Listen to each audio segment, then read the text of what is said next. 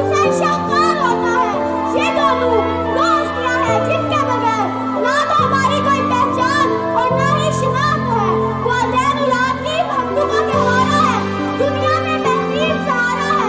उनकी हिकमत इबादत और अल्लाह की खुशबदी का जरिया है।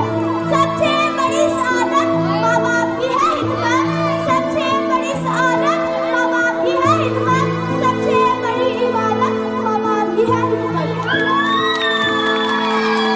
जनाब सदर, वालिदैन हमारी तालीम और तरबियत करते हैं और रूह को बनाकर औलाद को खिलाते हैं। हमारी खुशियों के खातिर अपना चैन कुर्बान कर देते हैं। वालिदैन के एहसानात अपनी औलाद पर